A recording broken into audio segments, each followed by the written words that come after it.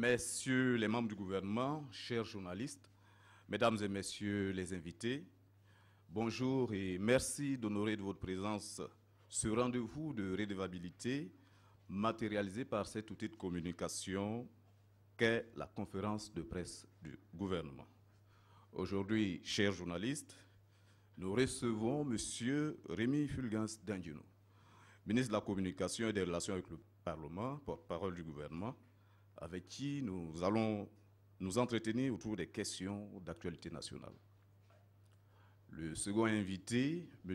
Seni Ouedraogo, ministre de la Fonction publique, du Travail et de la Protection sociale, abordera les questions relatives à son département, notamment le Haut Conseil du dialogue social, les concours de la fonction publique édition 2018 et l'assurance maladie universelle. Mais avant tout, nous allons écouter Monsieur le ministre, porte-parole du gouvernement, pour des notes introductives. Bonjour à toutes et à tous. Bonjour chers confrères et chères consoeurs de la presse. Il y a un bout de temps que nous avions arrêté ce rendez-vous-là. Je voudrais avant tout m'arrêter sur un certain nombre de faits qui marquent notre actualité. Vous savez que depuis le 2 mai dernier, nous avons lancé un processus de reprise des cours dans la zone du Nord, notamment à Djibo. Nous avons également essayé de revenir sur un certain nombre d'éléments qui a fait votre actualité. C'est la question des conseils de ministres délocalisés. Et puis je reste à votre disposition pour toute autre question qui puisse être importante pour vos rédactions ou pour les Burkinabés dont vous êtes parfois le relais des propos, mais également l'élément essentiel pour l'information. Alors sur cela, je voudrais également terminer mon petit propos introductif. La 21e édition des Galiens aura lieu donc le 18, soit dans la salle de conférence, soit dans le pavillon Soleil Levant du CIAO, sur lequel nous sommes en train de travailler. Et que nous attendons donc tous les confrères et consoeurs à cette commémoration. Et je vais appeler Seni Mamadou Ouedraogo, ministre de la Fonction publique, du Travail et de la Protection sociale, à venir nous présenter un peu les trois aspects sur lesquels nous attendons son propos ce matin. Concernant le premier point, le Haut Conseil du dialogue social, je voudrais seulement rappeler que le jeudi surpassé, donc le jeudi 3 mai, sous la présidence de son Excellence Roch-Marc Christian Kaboré, a été installé le Haut Conseil du dialogue social. Donc désormais, notre pays rejoint les 7 autres pays de la communauté UEMOA en ce qui concerne la mise en place du Haut Conseil du dialogue social. Il faut rappeler que le Haut Conseil du dialogue social né à l'issue de l'adoption d'une série de décrets, donc un premier décret portant création du Haut Conseil du dialogue social, et puis un décret qui a porté nomination de ses membres, et puis un troisième décret qui a vu la nomination de son président en la personne de PAM, qui est professeur d'histoire. Et il faut rappeler que le Haut Conseil du dialogue social s'inscrit dans la vision tripartiste prônée par l'OIT, l'Organisation internationale du travail, qui est une agence spécialisée des Nations Unies que vous connaissez bien, qui a été créée en 1919 sous la SDN. Reprenant en son compte cette recommandation de l'Organisation internationale du travail, et ce sur recommandation de l'unité d'action syndicale qui, dans son cahier de doléances de 2016, a réitéré la nécessité pour le gouvernement de mettre en œuvre le Haut Conseil du dialogue social. Pour le moment, il séjourne temporairement dans les locaux du Conseil économique et social. Et donc, c'est à partir de là-bas qu'il commencera à mettre en œuvre les missions qui lui sont attribuées.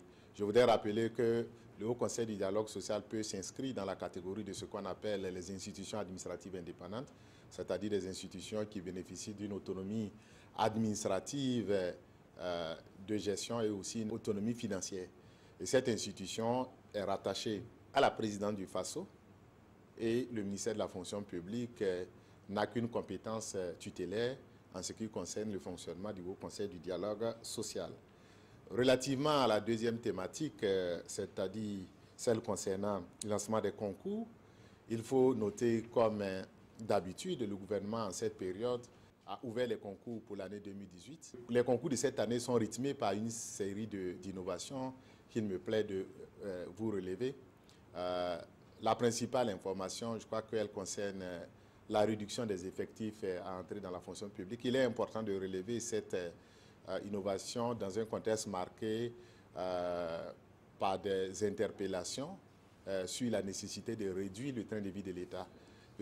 En sus de cette innovation majeure, on a essayé d'envisager la délocalisation du concours des instituteurs adjoints certifiés, parce qu'il y a une forte demande à ce niveau pour que ce soit, parce que c'est l'un des concours qui mobilise le plus grand nombre de candidats. Donc, cette année, ce concours va être délocalisé dans les 13 régions et les compositions aussi se mèneront en ces lieux. C'est seulement la phase oratoire qui se déroulera à Ouagadougou.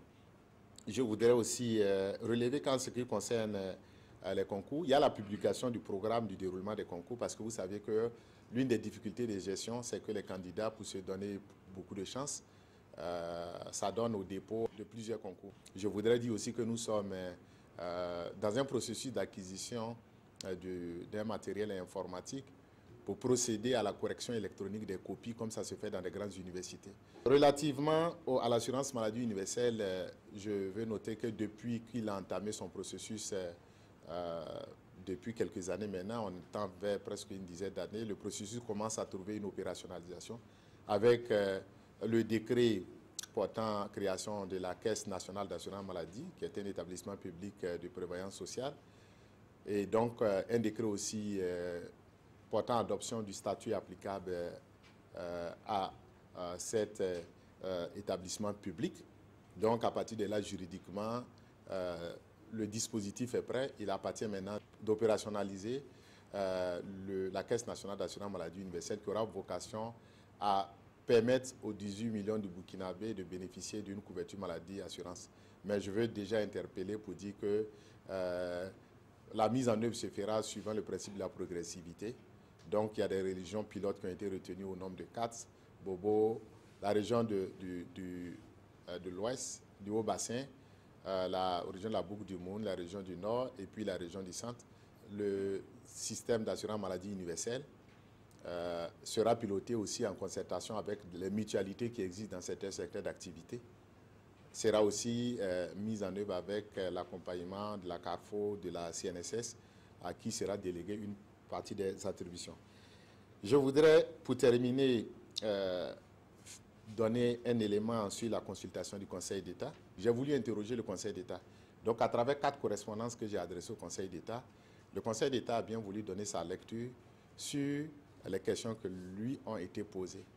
Et donc, c'est présentant une des réponses du Conseil d'État, notamment dans son avis 05 2017-2018, que le ministre de la Communication a voulu bien porter à votre connaissance la partie relative au sitting.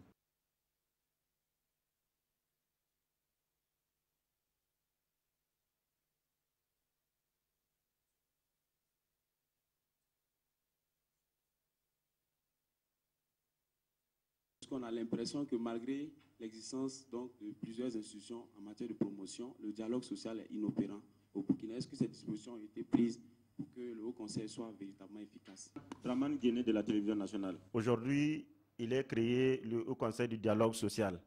Je voudrais savoir, est-ce que le Haut Conseil du dialogue social est créé sur les cendres de la rencontre gouvernement-syndicat? Parce que depuis lors, on ne voit pas cette fameuse rencontre. Et sinon, à quand cette rencontre-là? Le Haut Conseil, la création n'a pas été beaucoup appréciée par certains groupes, certains partenaires sociaux, d'ailleurs qui ne font pas partie donc, des membres de ce Haut Conseil du dialogue social. Comment donc comptez-vous légitimer un organe déjà qui a problème donc à sa naissance? La première question est relative au Haut Conseil du dialogue social. Vous avez donné des orientations comme quoi les recommandations viennent de l'UEMOA et de l'UIT. Je voudrais savoir, est-ce que ces structures ont imposé la composition tripartite de cette structure-là? Je vais dire gouvernement, syndicat et forces vives. Pourquoi le gouvernement refuse de discuter directement avec les fonctionnaires, comme dans le cadre des rencontres annuelles entre l'unité d'action syndicale et le gouvernement? Ou alors, pourquoi le gouvernement refuse que si on décide de discuter à trois, que les questions ne se résument pas seulement aux questions des salariales, mais que les discussions s'étendent aux ressources de l'État et comment nous les dépensons? Je voudrais d'abord rassurer le premier intervenant que le Conseil économique et social ou le médiateur du FASO ont des compétences, mais qui sont différentes de celles qui sont aujourd'hui dévolues au Conseil du dialogue social. J'ai rappelé tout à l'heure que le Haut Conseil du dialogue social s'inscrit dans une vision internationale qui est celle de promouvoir la paix par la construction collective des conditions de travail, donc entre employeurs, employés et le gouvernement. Le Haut Conseil du dialogue s'inscrit dans une démarche qui est totalement différente. Donc, je peux vous rassurer que même s'il peut y avoir quelquefois des empiètements, que le médiateur du FASO en vienne à faire de la médiation, etc., mais ça n'enlève rien à la mission qui est dévolue au Conseil du dialogue social. Une autre question qui est relative au Conseil du dialogue social, c'est relativement à sa composition. Deux questions ont été posées par rapport à la composition. La première, c'est de dire, est-ce que ce sont les organisations internationales, dont l'OIT, qui recommandent que ce soit une composition tripartite? Oui, c'est l'OIT qui recommande que ce soit une représentation tripartite. Deuxième question, certains partenaires sociaux ne seraient pas membres, donc est-ce que cette institution ne part pas avec un handicap? Et donc, qu'est-ce que le gouvernement ferait? Non, je crois que notre pays a, je dirais, une pratique qui est en train qui se sécularise, qui est celle de la pratique du dialogue entre l'État, le gouvernement et les partenaires sociaux. Et que je serais convaincu que c'est certainement un problème d'incompréhension au sein de l'UAS qui a valu que certains composants ne soient pas représentés. Mais j'estime que pour le moment, le Haut Conseil a été installé. Le gouvernement veillera à ce qu'elle accomplisse sa mission. Le gouvernement aussi s'attellera à inviter ceux qui n'ont pas pris, qui ne sont pas encore partie prenante pour une raison ou pour une autre, de rejoindre cette institution. Il y a une question qui tente à dire que le dialogue social n'est pas opérant au Burkina. Bon, je ne crois pas que ce soit vrai. Je crois qu'il faut seulement regarder un certain nombre de politiques publiques qui ont été mises en œuvre au Burkina ces dernières années. Et même si on fait une analyse comparative de ce qui se passe dans les autres pays membres de l'UEMOA, on peut quand même tirer un motif de satisfaction de l'approche, de la pratique du dialogue social qui se mène au Burkina. Et vous vous souviendrez que les grands tests nationaux qui ont été adoptés au Burkina ont été faits collectivement. Le Burkina a cette tradition de la collégialité. Je ne crois pas qu'il soit exact de dire que le dialogue social est inopérant au Burkina.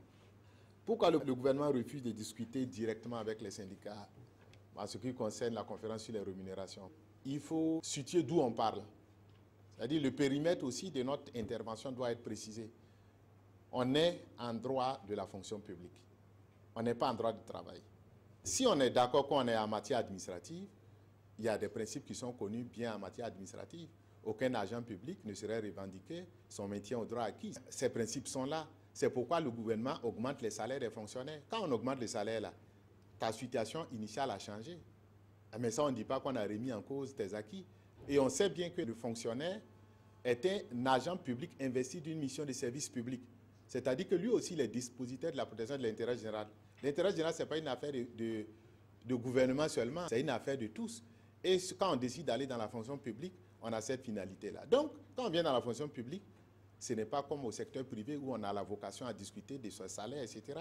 Donc, maintenant, si le gouvernement a une démarche participative où il dit « je viens discuter avec tous les acteurs », c'est un choix que le gouvernement fait. Le gouvernement peut choisir un moment donné de dire « bon, je vais discuter avec les travailleurs ». Il peut décider de dire que je vais discuter avec d'autres partenaires.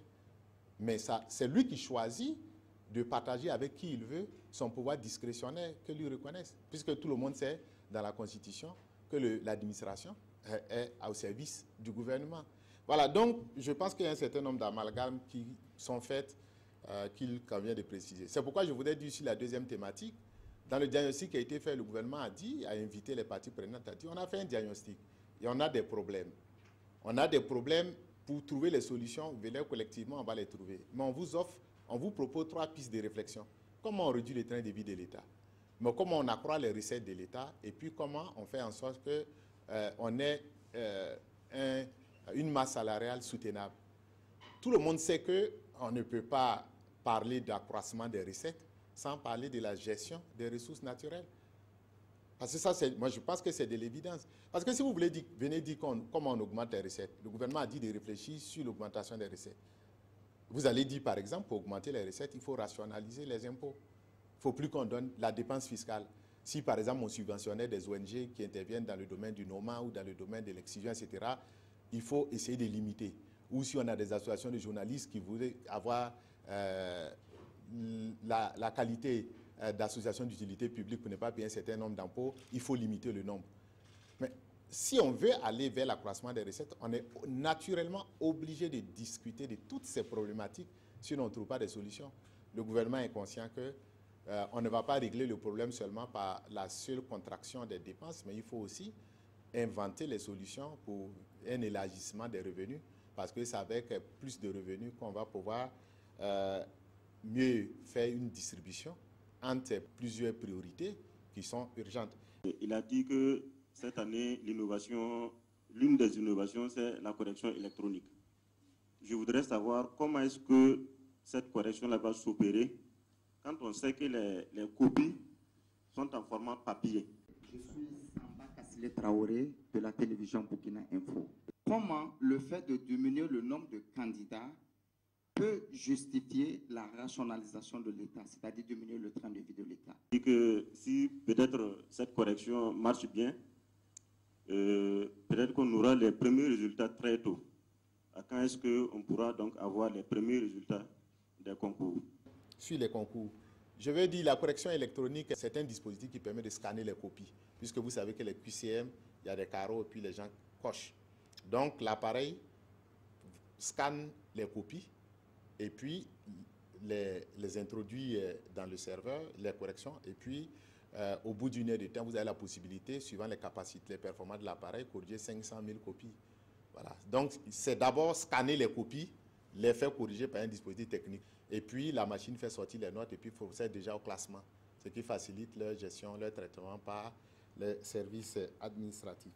Sur les premiers résultats du concours, je peux vous dire qu'à ce niveau, le gouvernement travaille pour que la rentrée des concours, puisqu'on a accusé un léger retard dans le démarrage des concours parce qu'effectivement, il fallait faire un arbitrage sur un certain nombre de problématiques, mais on va tenir le délai de novembre pour la rentrée dans les écoles professionnelles. La réduction du train de vie de l'État, ça ne concerne pas uniquement que la réduction des salaires des membres du gouvernement, la réduction des dotations en carburant ou en téléphone, mais le train de vie de l'État, c'est dire tout ce que l'État dépense pour faire face à ses charges de fonctionnement. Et ça concerne aussi les salaires des gouvernants que les salaires des travailleurs. Ça concerne aussi les dépenses que nous faisons pour délocaliser les séminaires et les ateliers. Donc, si nous voulons avoir une visibilité, on ne va pas continuer de reproduire des problèmes qui nous empêchent de dégager des économies pour faire des investissements structurants et productifs pour les générations à venir. Ce qu'on est en train de vivre, ce n'est pas singulier au Burkina. Vous regardez tous les grands pays du monde, depuis les États-Unis, le Canada, etc. Tous les pays sont passés à cette phase où il a été nécessaire de faire une pause et puis de regarder l'évolution des effectifs dans la fonction publique. C'est pourquoi cette évolution, nous pensons, on n'invente rien, on implémente des solutions qui ont été déjà éprouvées ailleurs, c'est d'aller vers une revue générale des politiques publiques de l'emploi pour voir sur une perspective de 3 ans, voire 5 ans, quels sont les effectifs qui sont soutenables dans la fonction publique. Ça demande, et je m'en félicite du fait que le chef de l'État ait invité un certain nombre de ministres à faire le point des effectifs dans les administrations, particulièrement dans les villes, dans notre ville capitale Ouagadougou, mais dans la ville comme Bobo-Dioulasso, pour qu'on arrive à voir s'il y a vraiment une nécessité de continuer à recruter, alors que quand certains services publics sont dans un désert, d'autres sont dans une surabondance avec des effectifs pléthoriques dans des services. Voilà, donc on est obligé d'avoir une approche prudentielle, et cette approche prudentielle commande que quand vous avez déjà atteint 50% du seuil de vos ressources propres que vous affectez au salaire, il faut aller vers une approche qui vous permet de continuer de payer les gens. L'assurance maladie universelle. On en parle depuis plusieurs années. On ne sait pas à quel niveau on est actuellement avec cette assurance-là. Je voudrais que M. le ministre nous positionne sur cette assurance-là et nous dise, si possible, quand est-ce qu'on peut enregistrer le premier assuré. Le processus d'assurance maladie, c'est un processus qui est assez long. Les gens commencent à impatienter. On est tous d'accord parce que nos populations ont un besoin pressant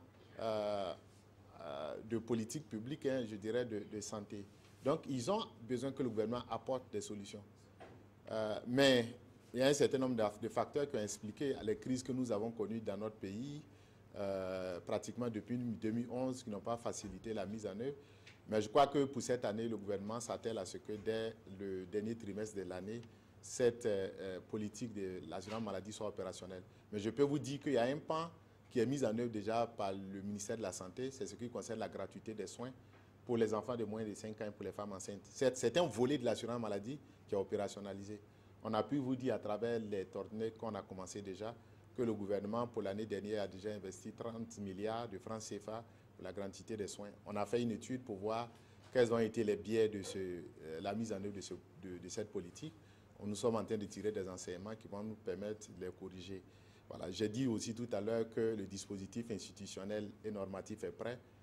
Donc j'ose espérer que, en tout cas, cette fin d'année va pouvoir donner la bonne nouvelle au Burkinabé. Et comme je vous ai dit, comme on a une attitude prudentielle, parce qu'on a pris aussi expérience de ce qui s'est passé dans les autres pays de la sous-région, la Caisse nationale d'assurance maladie va s'appuyer aussi sur des mutuelles. C'est pourquoi certaines villes pilotes qui ont été choisies l'ont été fait en connaissance déjà de leur expérience qu'ils ont de la gestion des mutualités.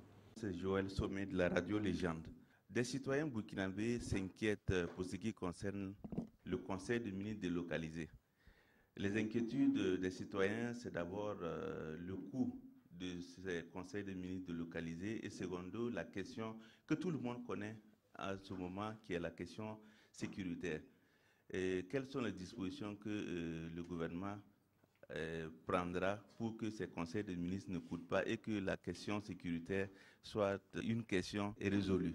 Je suis Guy Roland du journal Le Quotidien par rapport au conseil des ministres délocalisé qui a suscité beaucoup de commentaires aussi bien au sein des populations que dans la classe politique. Il y a quand même des commentaires qui disent que c'est déjà en prélude effectivement aux élections de 2020. Que répondez-vous en tant que porte-parole du gouvernement à ces commentaires-là? Sur la délocalisation du Conseil des ministres, alors je voudrais d'abord comprendre cette politique-là. Est-ce que c'est une politique ponctuelle ou bien c'est une nouvelle dynamique qui sera suivie à la longue par le gouvernement? À chaque Conseil des ministres, il faut délocaliser. Est-ce que le Conseil des ministres va se dérouler sur un mois pour que le gouvernement puisse partir de toutes les localités de la région pour constater les réalisations avant de venir siéger dans le chef-lieu de la région? Ou bien, bon, c'est toujours aller dans le chef-lieu de la région et puis statuer sur des rapports? Délocaliser un conseil des ministres avec les ministres et tout le monde qui entoure les ministres, donc ça va faire des dépenses. Est-ce que ce n'est pas vraiment quelque chose, il n'y a pas un contraste à ce niveau? On peut maîtriser les dépenses en même temps. On prend donc la délocalisation bien sûr des conseils des ministres. Les nouveaux véhicules, je pense qu'on en a beaucoup parlé ces temps-ci. Donc des véhicules neufs pour les membres du gouvernement et certains hauts cadres de l'administration. C'est vraiment joli, hein, monsieur le ministre. Maintenant, ma question, bon, vous parlez donc du conseil des ministres délocalisé. Je ne sais pas quel type de véhicule vous allez utiliser. Est-ce que les talismans dont vous avez présentement peuvent supporter ces longs trajets? Le conseil des ministres a décidé donc que nous aurons une délocalisation des conseils de ministres. De quoi s'agit-il? Il s'agit, sur les 2 ans et demi restants, de pouvoir, selon l'opportunité et selon l'intérêt pour les populations ou pour la vision politique en cours, de se rendre dans un certain nombre de chefs de région. Lorsqu'on dit ça, il ne s'agit pas d'avoir chaque année, chaque mois, un conseil de ministre ou chaque semaine un conseil de ministre délocalisé. De quoi il s'agit? Il s'agit de pouvoir, rapprocher à un moment donné les gouvernants d'un certain nombre de populations. on parle de Djibo, de Soum. Qu'est-ce qui ferait plus plaisir à des acteurs dans cette zone-là que d'avoir la possibilité d'avoir dans cette zone-là un conseil des ministres avec ce que cela entraîne comme corollaire, en train de monter en puissance de la sécurité. Et comme, évidemment, après, il va falloir maintenir ce niveau de sécurité-là, avec le maintien de ce niveau de sécurité-là dans cette zone. Je pense que si une région du Burkina se sent dans une situation délicate, il est nécessaire de lui réaffirmer son appartenance à cette entité qu'est notre Faso. Et l'un des objectifs visés, c'est cela. Pourquoi nous n'avons pas dit nous allons faire tous les conseils cette année? Parce que ça n'a aucune pertinence.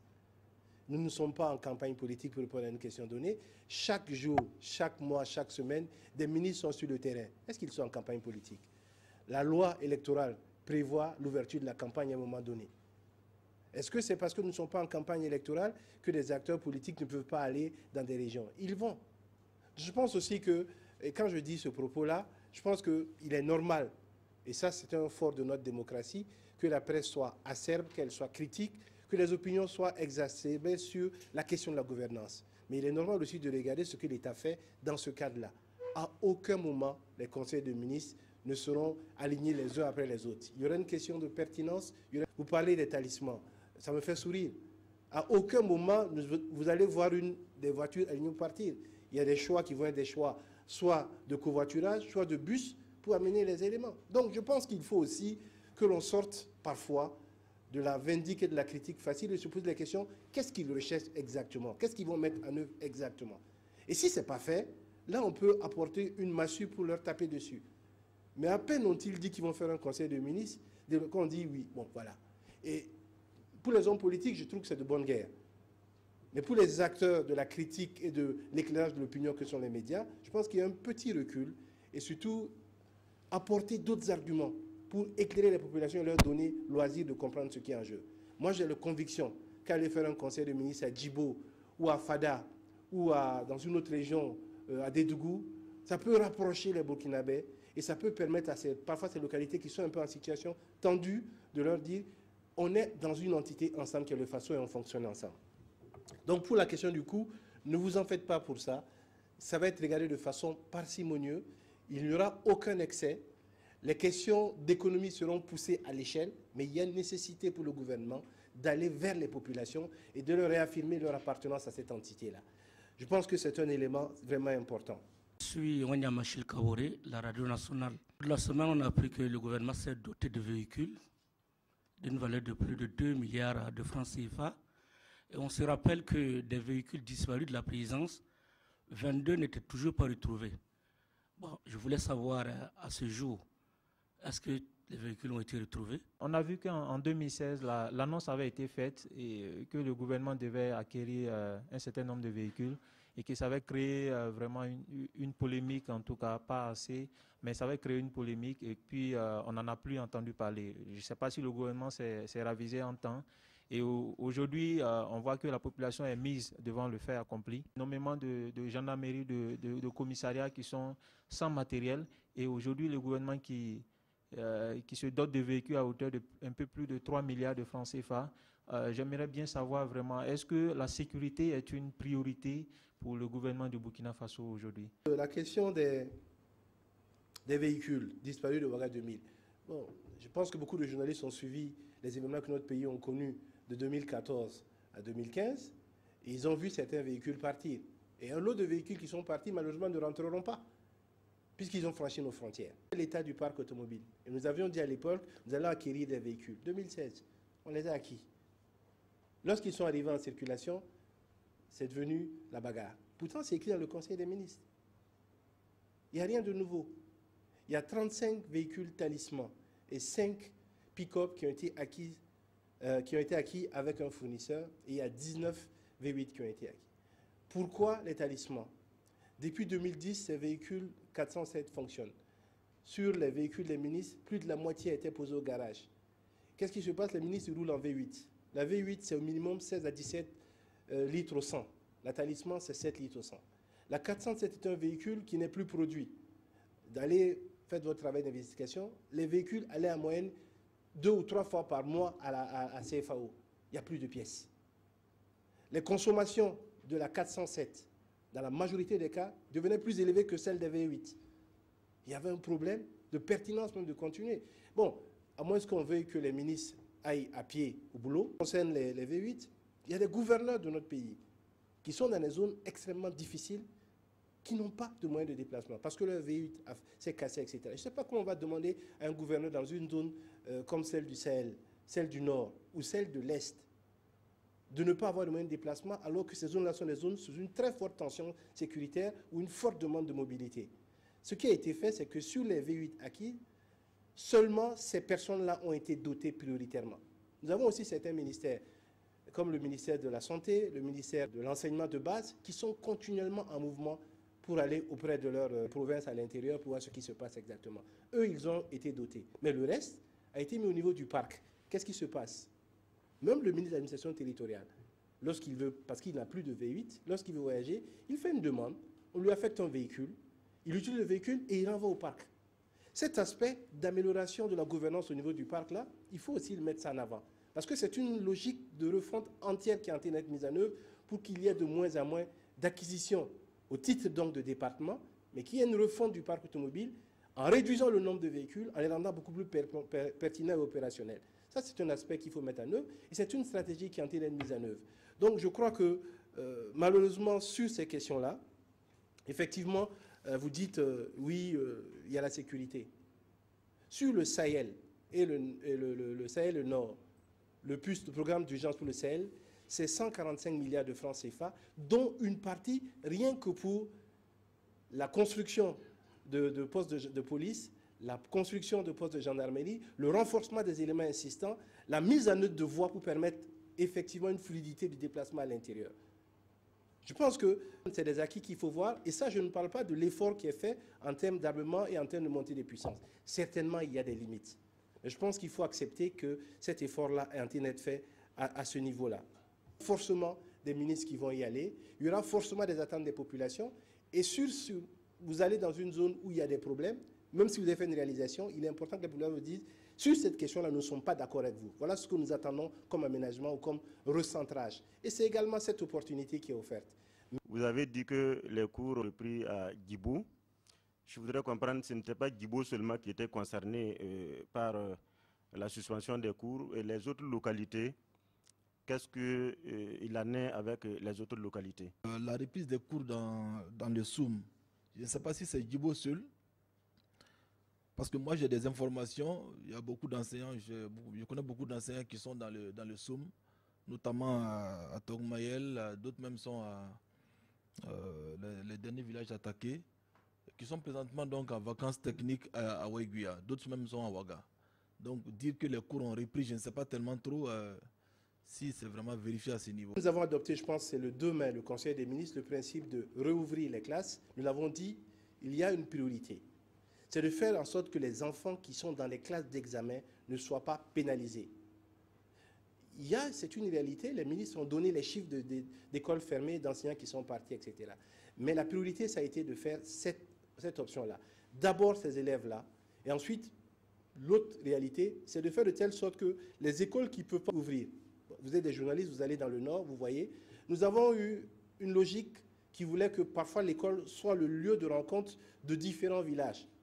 Donc notamment dans ces zones du Sahel et du Nord, l'école est parfois totalement esselée parce que les enfants vont faire 2-3 km pour arriver et de part en part. Au lieu de construire dans un village, on a construit dans une zone où il peut y avoir une convergence d'élèves vers cette zone-là. Ces écoles-là sont on peut difficilement les protéger aujourd'hui. Donc le choix, c'était de ramener le maximum d'élèves vers des écoles qui peuvent avoir un minimum de sécurité afin de reprendre les cours. Mais ça va se faire de façon graduelle. Dire qu'aujourd'hui toutes les écoles sont ouvertes, ce n'est pas vrai. C'est un processus graduel qui met en avant prioritairement, et il faut faire ce choix-là dans la situation, de ne pas pénaliser des élèves qui sont en situation d'examen. Et eux, on fait tout pour les remettre en œuvre. Deuxième étape, c'est de rouvrir de façon à ce que là où les élèves vont aller, il y ait de la sécurité pour eux et leurs enseignants. Je pense qu'effectivement, si on prend ces deux aspects en compte, il y a un programme. Et pour permettre cela, le ministre l'a dit, il y a tout un programme de défense et de sécurité qui a été mis en place sur lequel nous ne voulions pas parler. Et je maintiens ces éléments-là. Il y a effectivement des efforts qui sont faits, un renforcement de la sécurité dans toute cette zone-là pour permettre justement à ce qu'il y ait cette situation de quiétude qui permettent à vos enseignants, comme vous dites techniquement en vacances là, de revenir à l'école et aux élèves de continuer à travailler.